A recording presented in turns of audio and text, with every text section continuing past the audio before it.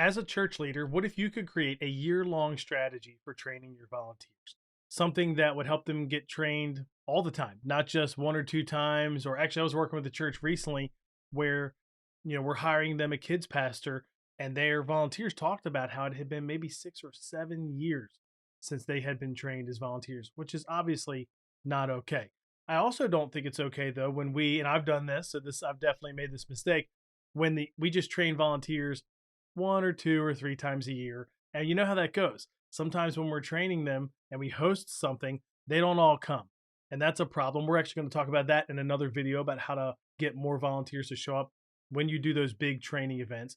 But I think a better solution is to train volunteers all year long. And so we're going to talk about what it looks like to build a strategy that can last all year for training your volunteers. And you can kind of build your own strategy as you watch this video and think about those elements. But let me ask you this question first. What do you think about when you hear volunteer training? Like, what comes to mind when I say volunteer training? I already talked about it. And if you're like most church leaders, you probably think of an event, some kind of gathering, some kind of class, some kind of, thing that you're going to show up to, and there's going to be a training and somebody's going to teach some kind of content from the front. And that's fine. That's a part of training for sure. Nowadays, a lot of training is online, but there are a number of problems with that in-person event kind of training. You don't get as many people as you used to. You get, a lot of churches would be lucky to get 60% of their volunteers showing up to a training event. Maybe you do two a year, and if each one gets 50% of your volunteers, yeah, it still doesn't mean you cover them all, but maybe 70 or 80% of your volunteers come to one of those trainings. And I want us to kind of step away a little bit from only thinking about volunteer training like that, and instead help build a year-long strategy for training volunteers, because training volunteers should be an ongoing endeavor.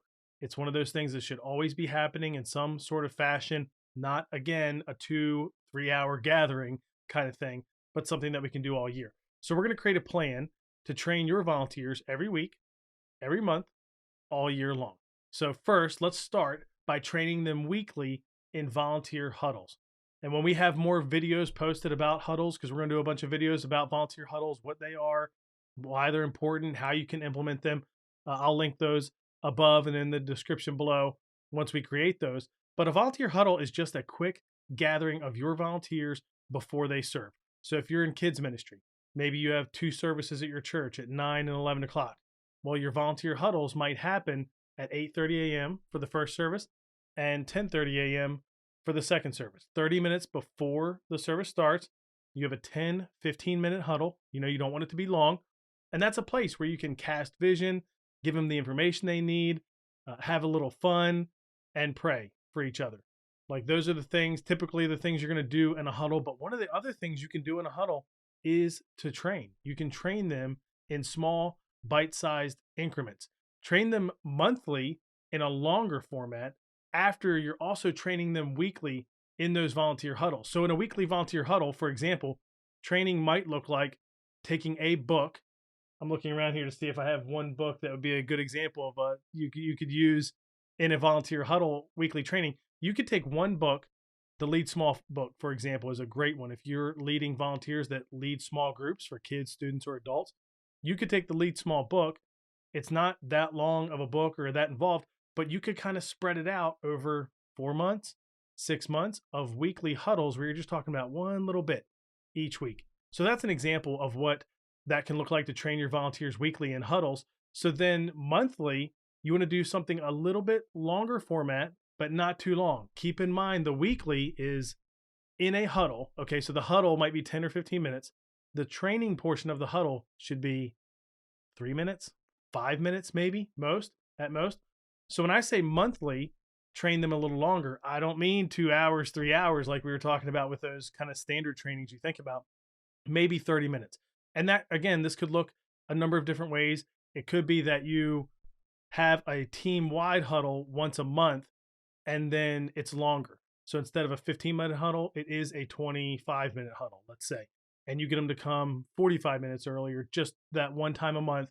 And I wouldn't use all of that time for training, but maybe there's 20 minutes dedicated just towards kind of training them on something.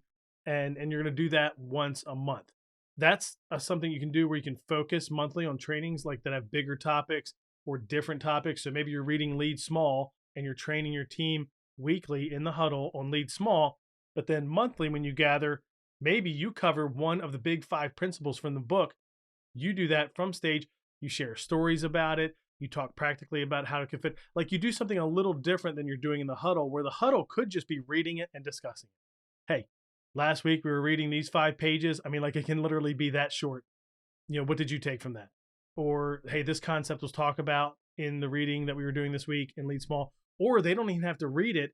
You could prepare that same content and you read it at the huddle. Like you're not going to read, 5 pages, but you read a portion and then you talk about it. Like that's what training in a huddle could look like weekly. So then monthly, you could expand on it. You could come in and you teach one of the 5 lead small principles uh, in a bigger way for 15 minutes. But the other thing you can do is you can just teach something different.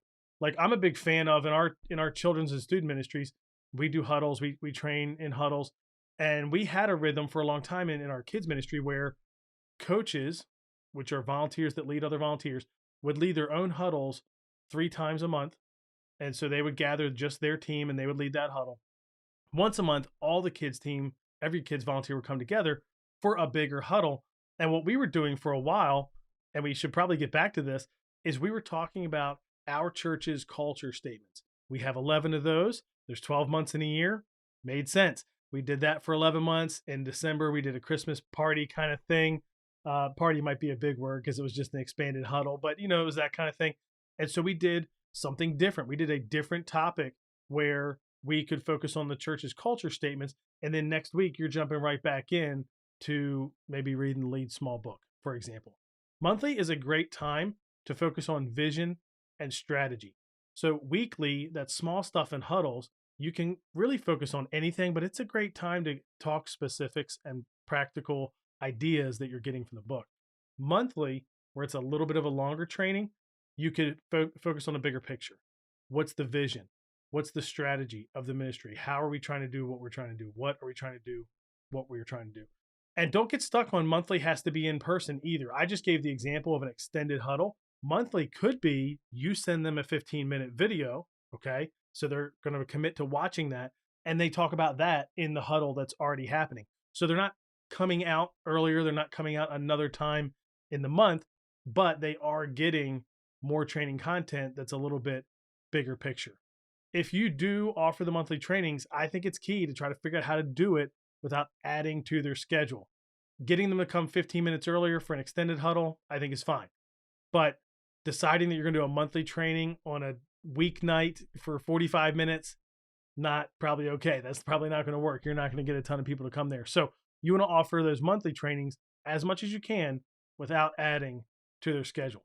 And then you can do probably what you think about when you think about a volunteer training, hold 1 or 2 big training events each year. So this is the gathering where they're going to come. There's going to be vision, inspiration, connection, hopefully some fun, hopefully some food. If you have volunteers who have kids, maybe if you could provide childcare, even if you're paying to do that somehow, that would be great. Again, I know that's not always possible, but you're going to put a lot into these 1 or 2 big training events. But the important thing is we don't want to just rely on these. That's why we want to train weekly, monthly, and yearly with these big training events. So when you do those, consider 1 in the fall and then 1 at the turn of the year. Now, I don't think it matters that much when you put them. Sure, it's great to kick off the school year with a training and get everybody there. It's great to kick off a new calendar year with your volunteers there. That is all helpful. If you can do that, if that's good for your ministry, go for it. But again, if the purpose of it is training is good for them all the time. Connection is good all the time. Having fun is good all the time. So don't get stuck on that, but that's just one idea of how you could schedule it. You do 1 to kick off kind of the school year, 1 to kick off the calendar year, and then follow this template of weekly, monthly, and yearly to create your own schedule for how are you going to create a year-long strategy for training your volunteers this year. Now I'm saying this year, maybe you're watching it in the middle of the year, like for example, when this is getting released. So maybe you'll look to the fall and that's going to begin, the school year is going to kind of be your year. Or maybe you're just going to say, hey, I'm going to plan out 12 months from now of training. here's what I'm going to do weekly. We're going to do these 2 or 3 books, talk about those in our huddles. We're going to do this monthly. I'm going to send out a video for 15 minutes and they're going to talk about it in the huddle. And then I'm going to plan 2 big training events where we're going to gather people. It's going to be bigger, inspiration, vision. We're probably going to get into some details more than we can. And what's going to help you, and what we want to help you with, is we're going to create other videos that we will link in the description below as they are released about each one of those parts. Like, we're going to dive into how do you leverage huddles and do training in a huddle format. What are the different types of training content you need to provide for your leaders? What are the different formats for a training? They don't all have to be, a huddle or the big large group. There's actually some other options that you can consider. And so we're going to put that in there. We're going to have a video about how do you get people to actually come to those big training events that you're going to do. So if you want more help with training volunteers, make sure you subscribe and check below for when those videos are released, and you can watch those to plan your year-long training strategy. I'd love to know if you could comment below, what do you currently do? What is your current volunteer training strategy? Is it kind of like, I just do trainings when I feel like we need them? Is it we do one big one a year? Is it something in between? I'd love to know. Leave a comment below and let us know what that looks like for you, or leave a comment and let us know, what do you want it to look like? Maybe you watch this and you think, okay, here's what I'm going to do, and you create your plan. Love to know what that is. Put that down below. If you'd like more help in creating training strategies, recruiting volunteers, developing leaders, check out ministryboost.org, where we have courses and resources to help with that, and watch some of these other videos to help you build a year-long training strategy for your ministry.